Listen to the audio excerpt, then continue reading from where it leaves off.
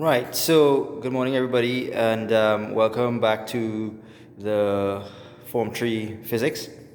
So, as previously discussed, we looked at accuracy and precision, and we learned that accuracy and precision are two completely different things. Accuracy, of course, being how close to the actual value your measurements are, and precision is again a property of the instrument that you are using. Instruments, of course, that are more precise, we say that they are less uncertain, and this uncertainty, of course, is determined by the smallest value measured by your instrument. So in front of us here we have two balances, two scales, right? So for all intents and purposes, at the CSEC level, we call instruments that measure mass, right, balances. Now these are, of course, analog balances.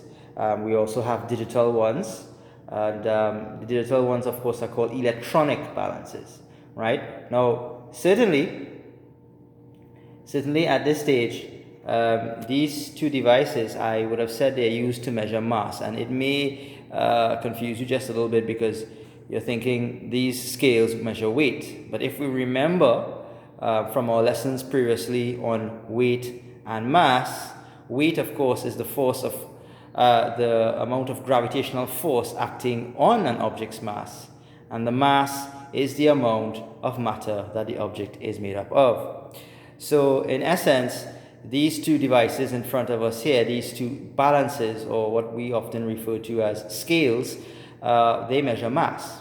So today what we want to look at is those differences between the precision of these two particular scales here, these two particular balances. So this first scale here, if you look carefully, it's measured, it really measures pounds and ounces, and this, what you're looking at here, right, the slider, if you will, it is used to measure the amount in ounces, right? So as you can see, there are 16 ounces on this particular scale, and the scale is marked, or what we call these markings here, we call them graduations. On any instrument, the markings are called graduations, right? It's graduated in 0.25 ounce intervals. So you're seeing 1, 2, 3, 4, 5, 6, 7, 8, 9, straight on to 16 ounces.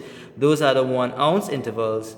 And in between the 2 ounces, between 6 and 7, for example, if we're looking at the 6 and 7 ounces here, this is 6 ounces, 6.25, 6.5, 6.75, 7 ounces. So the smallest value that this scale can measure is 0.25 ounces. So its uncertainty, if you were to have something less than 0.25 ounces to measure, then you will not be able to accurately measure it, because at that point this scale cannot measure less than that. Right? Now let's look now at this scale. So the scale we're looking at here, right? The top, of course, is measured in the black print, right? Is the pound scale, right? And as you can see, it's calibrated, it's graduated rather, in 2 ounce divisions. So each one of these divisions here are 2 ounces, right? So the smallest amount that this particular scale can measure accurately, right, is, well, I shouldn't say accurately, but precisely, is 2 ounces.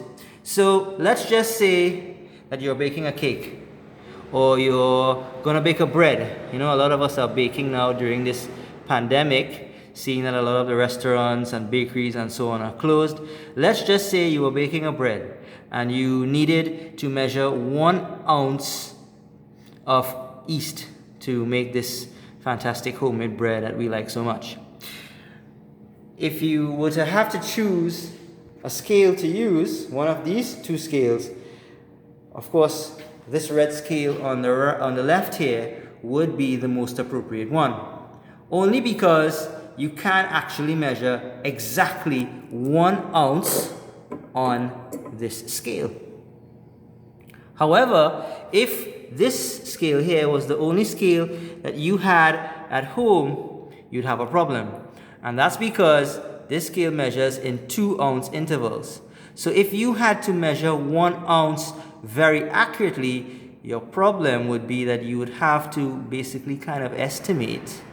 And I'm going to just kind of move the dial here just a little bit. So you're going to have to estimate, well, hey, you know what? This is where 1 ounce looks like it should be, right? But then again, that's still an estimate, right? Whereas on this scale, you can tell exactly where 1 ounce will be, right? And that there is the difference between accuracy and precision. The scale on the left, the red scale, right, because it measures much smaller values, it measures up to a lot smaller values, right? It is less uncertain. Its uncertainty is less. You don't have to guess in this case if you're measuring 1 ounce.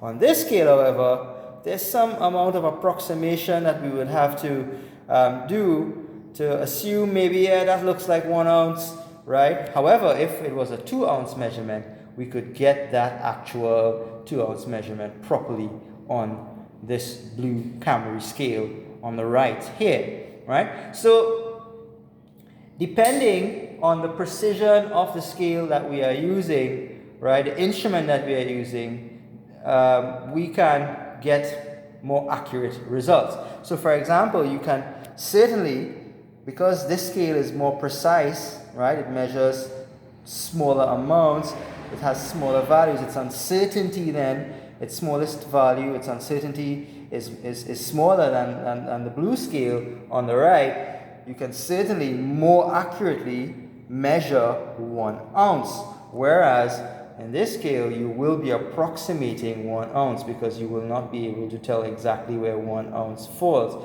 You will be guessing as far as this scale goes.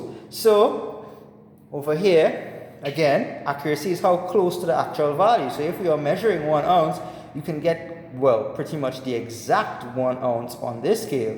Whereas here, you're pretty much guessing. So the more precise scale, which is the one on the left, the red scale, could land you with a more accurate measurement, whereas the less precise scale will land you with possibly a less accurate measurement. So I hope that this little video kind of gives you an idea of how the precision of the instrument will affect the accuracy. All right, so please make sure and take a look at the worksheet below. And I'll see you again in the next video. Bye.